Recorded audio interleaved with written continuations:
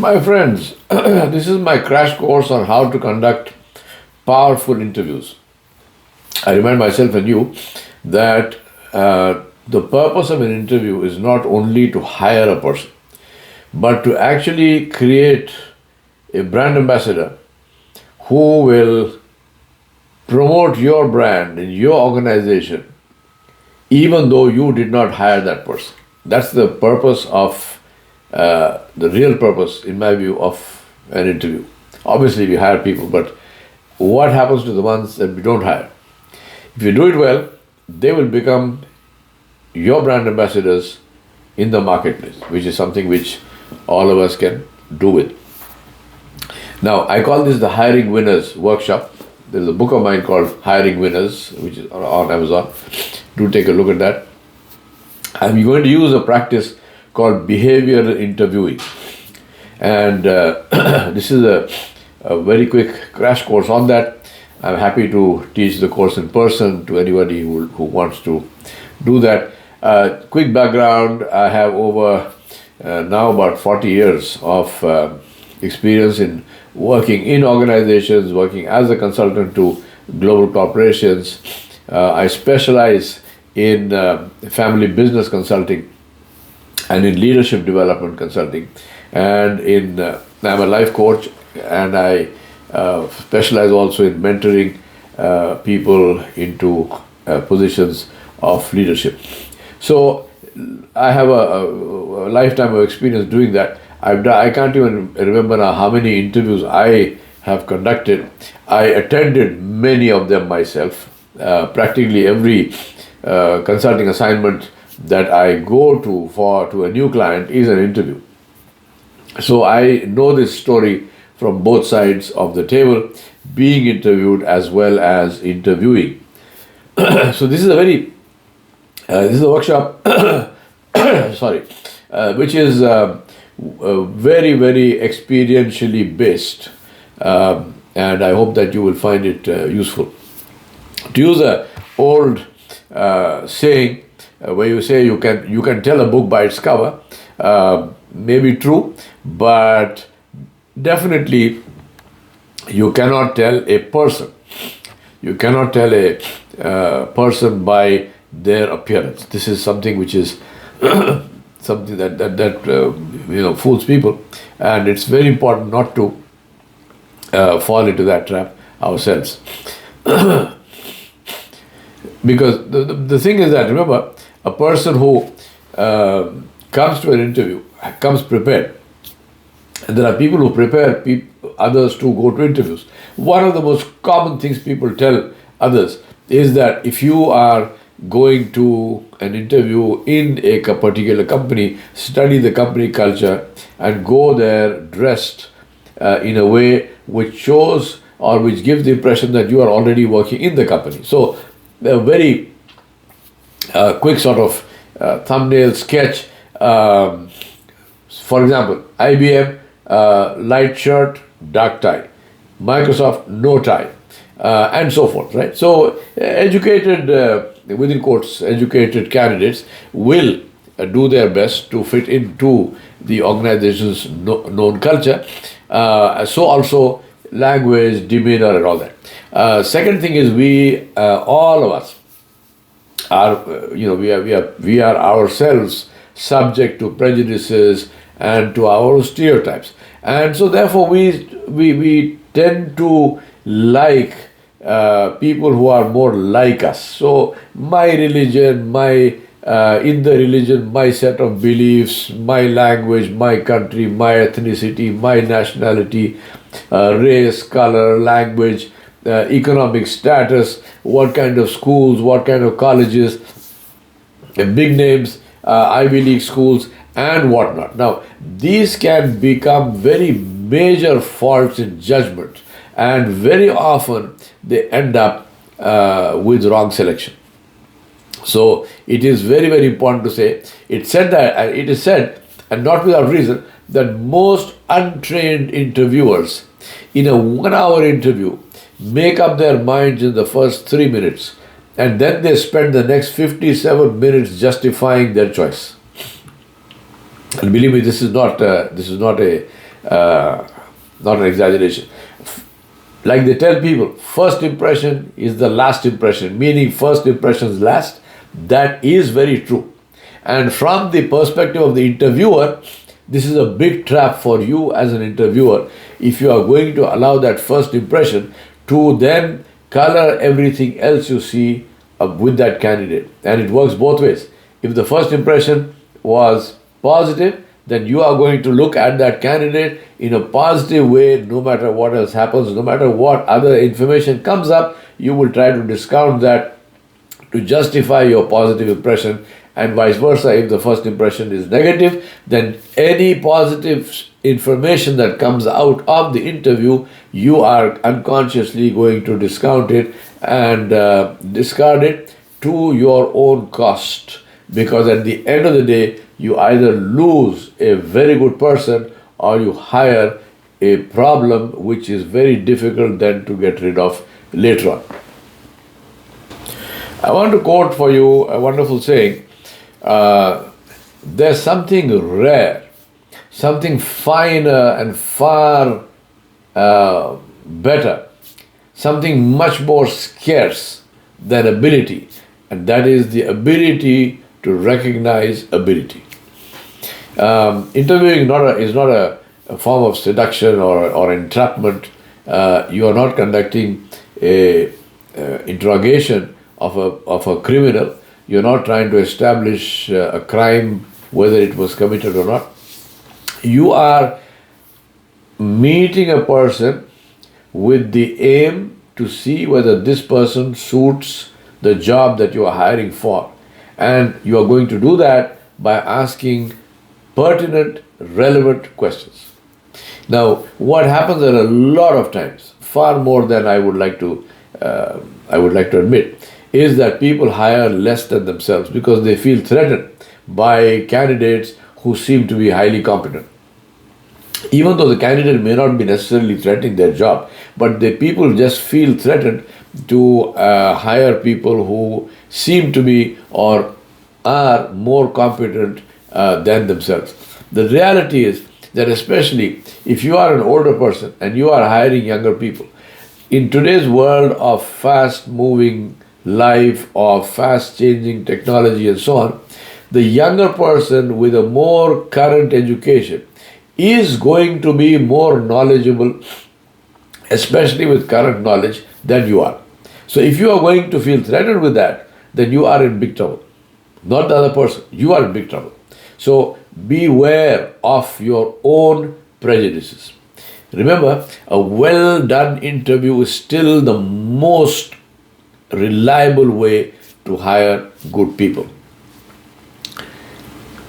Now, there are some common beliefs about interviewing. Many cases people feel that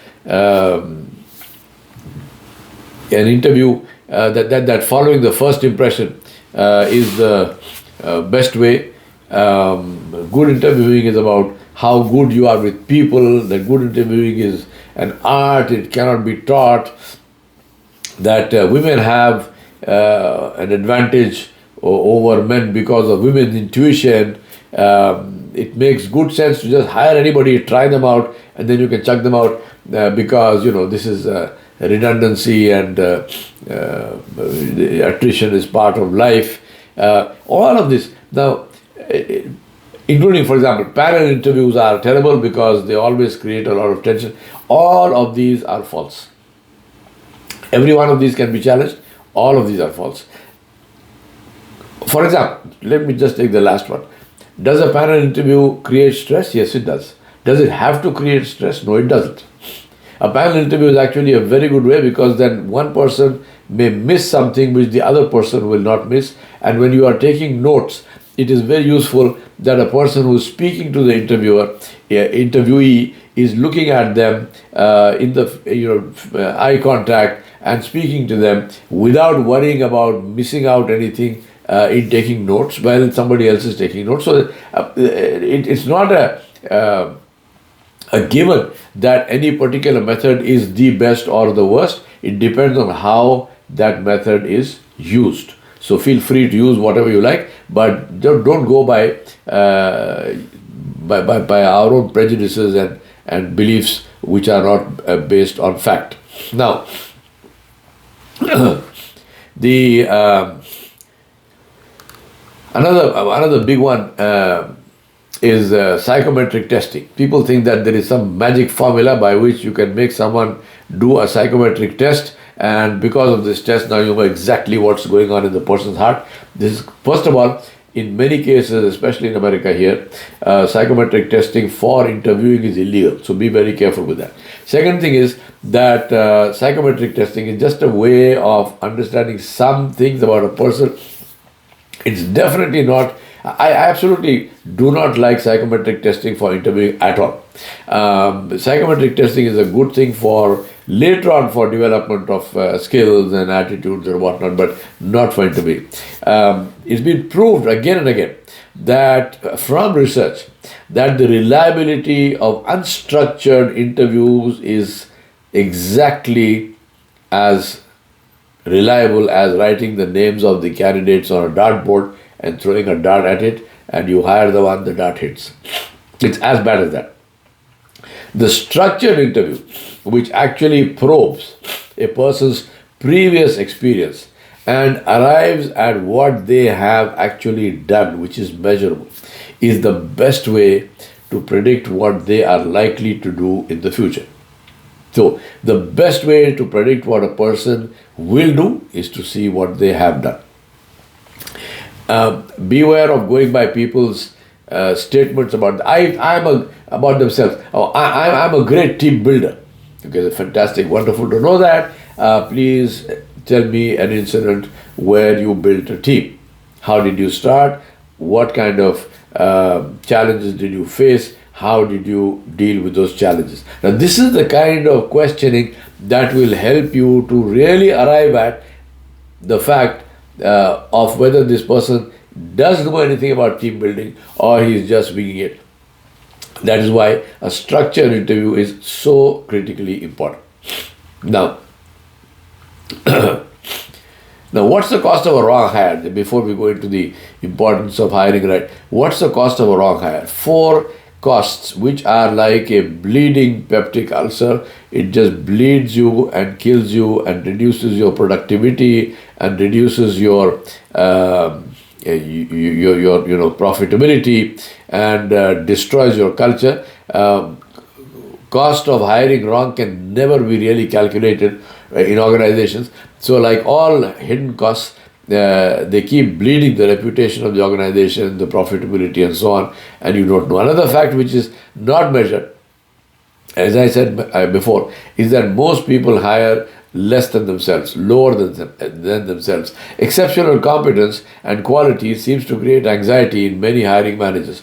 And exceptional hiring managers are those who can recognize superior quality, superior to themselves, and they hire that quality. Now, it's very well known that it is more difficult to motivate low performers than it is to motivate high performers, because high performers perform well anyway, and which is why it is this that puts the most pressure on the superiors to have to justify their superiority by inspiring respect. So, but the pressure is very good because it constantly enhances the capability of the organization, and that's what I call creating positive stress by building internal mechanisms of discontent. So you hire great people, and those great people will keep pushing you upwards. If you hire people who are less than yourself, then you are really lowering the bar for your own development.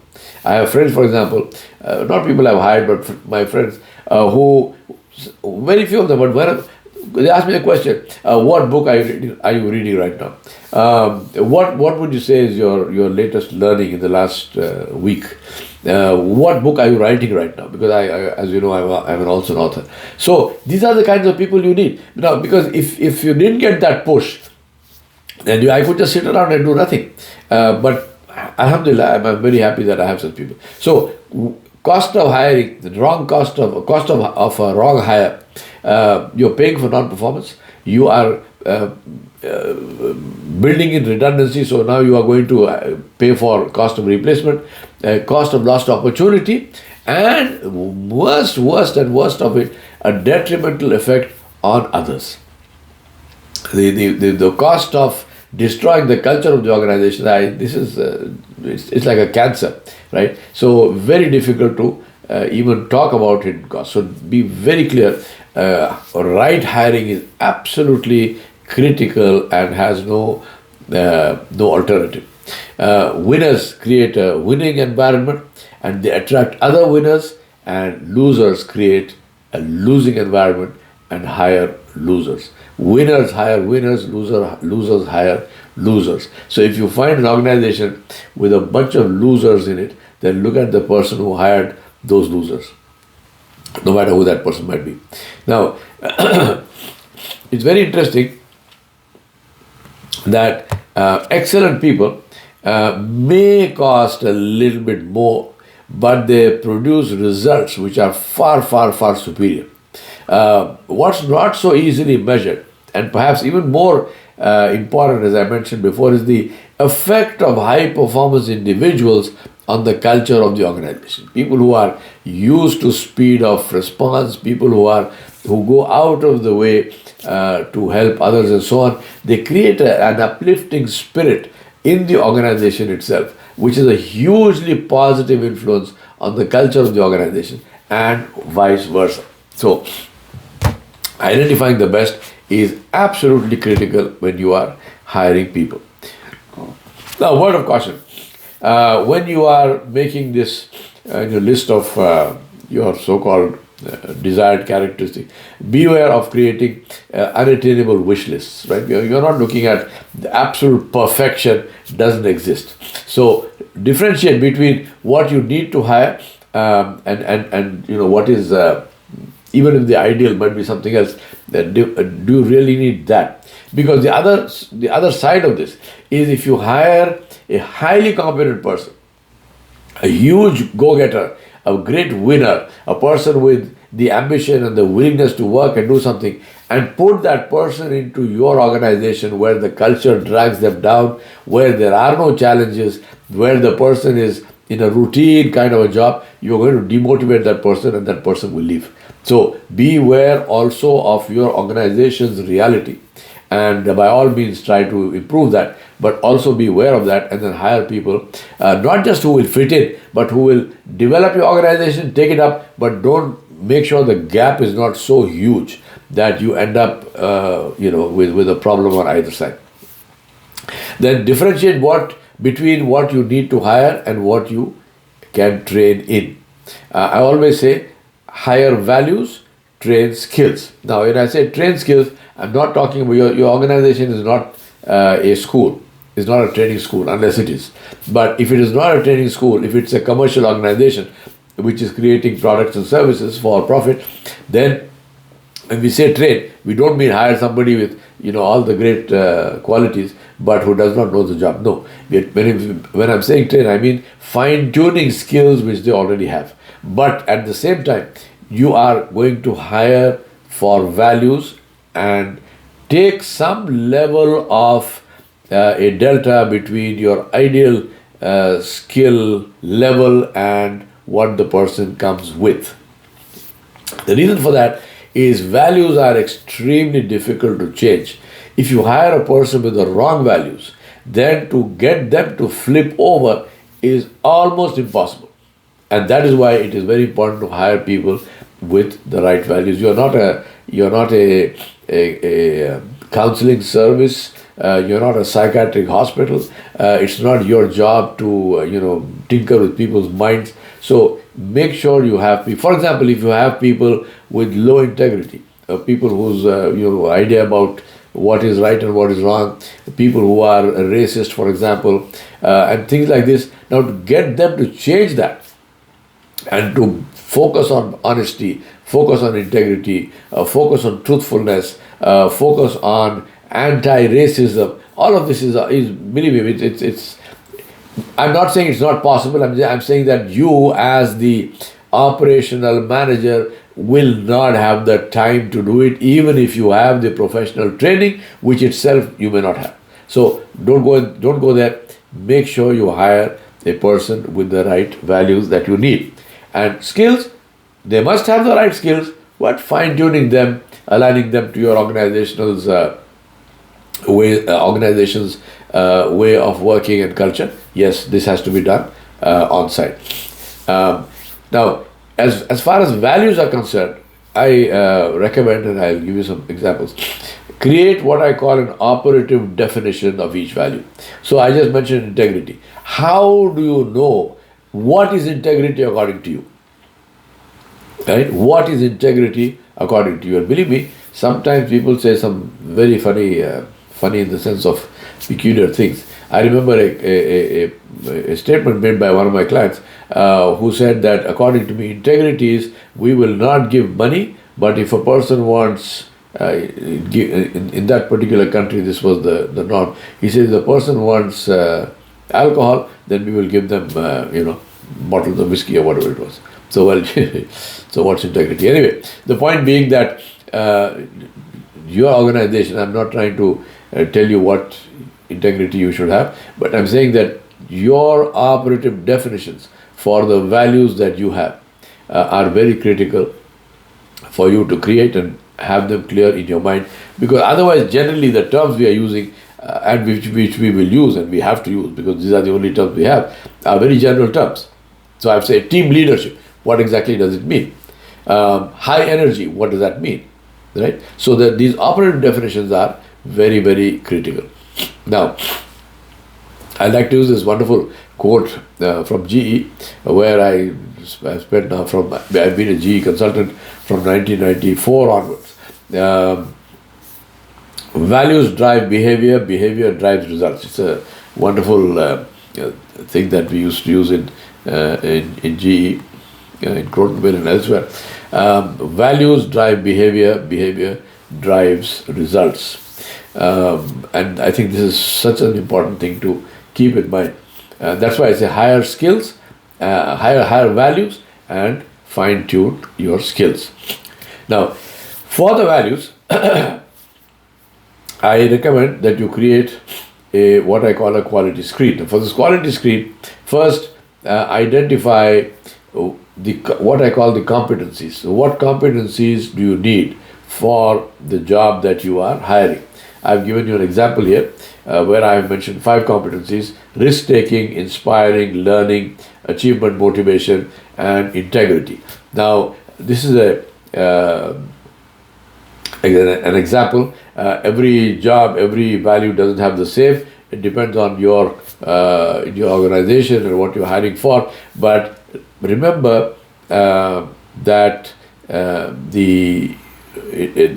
this quality screen is what you're going to be using to assess your candidates. So be clear about that. Be also clear about what you need to hire for and what you can train in. As I mentioned before, higher values, train skills. Sometimes also remember, how long does it take to train the skills? You're not a training school, you're not giving training degrees, so be sure how much time, how much cost does that mean. Sometimes training in skills might take so long that obviously you say, well, just hire for skills, that's more cost effective.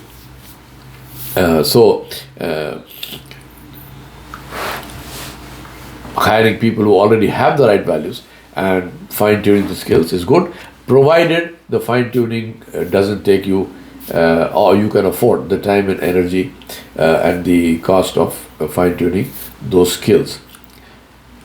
Now, I want to give you a little exercise where you can see, take each of these skills and say how can you fine-tune that skill.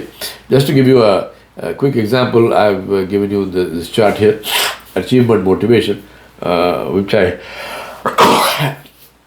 Alhamdulillah.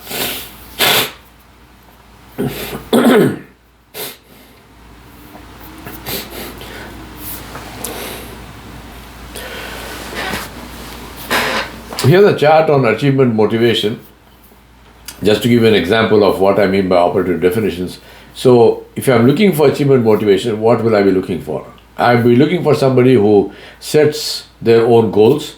If they have to, if their manager is setting their goals, then they take initiative with that, they get involved with that, they discuss that, they don't just sit there and say, okay, tell me what shall I do. No.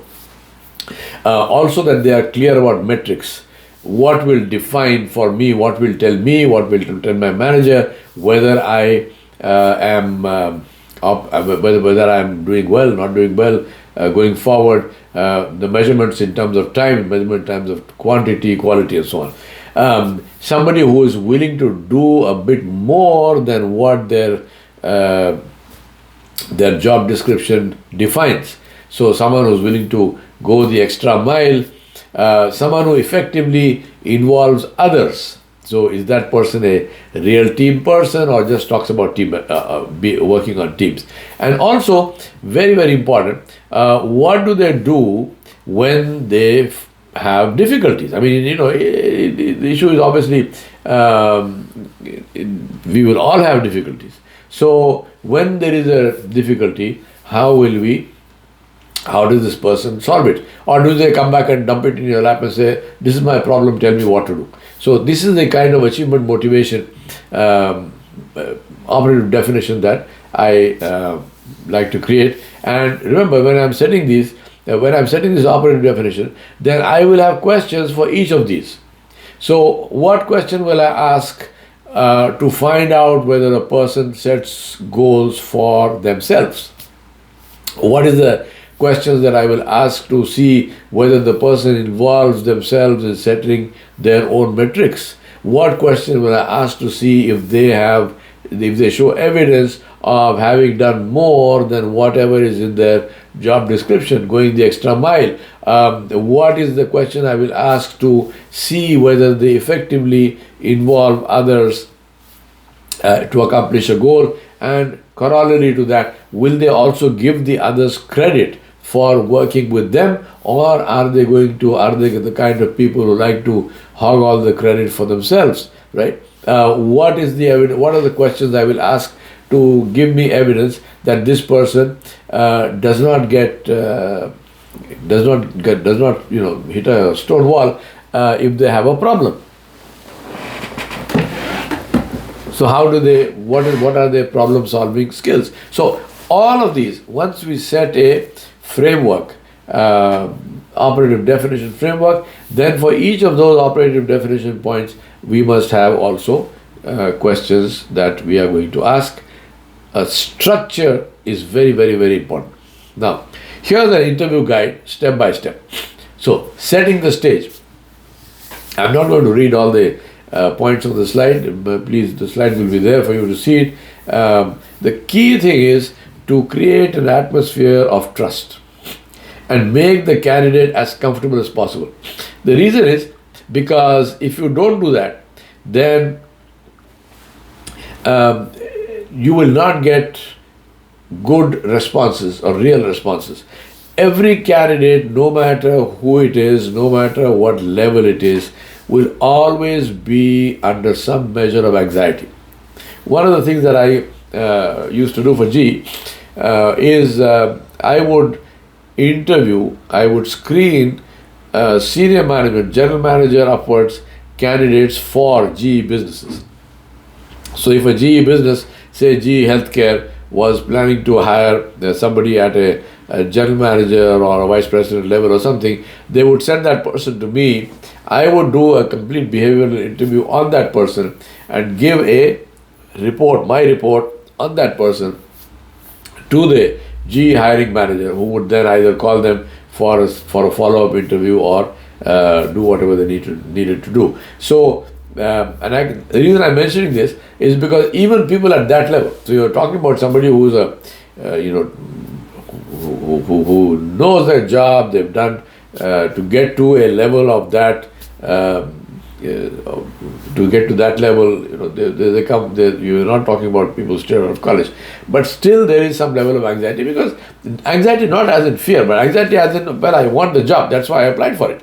So naturally, if you by your own conscious behavior or unconscious behavior, the atmosphere you create, if you raise that anxiety, you are going to get garbage responses. So don't do that. Make sure that the candidate is as comfortable as possible so that you can get some real life responses. Also, beware of talking too much in an attempt to appear friendly and so on, because this actually creates sometimes an opposite effect. It's like saying, why is this person talking so much?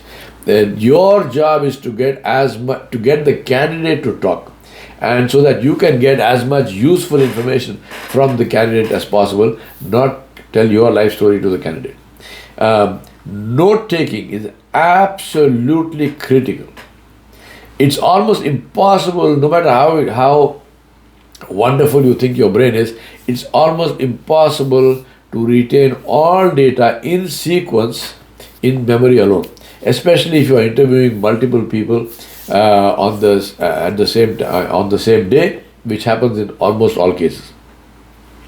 So data that you don't write down will either get lost or will get distorted in your mind and lose its integrity.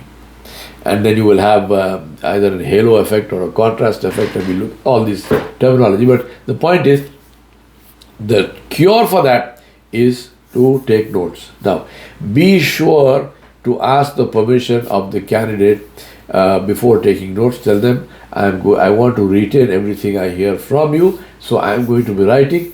When I am writing, I will obviously look down, but please continue to talk. You must say that because it's very distracting for people while they are talking to see you looking down and writing something. Usually, depending on the seating, they can't see what you are writing, so it is very distracting. So tell them what you are doing and tell them why you are doing that, and then of course continue to speak and write.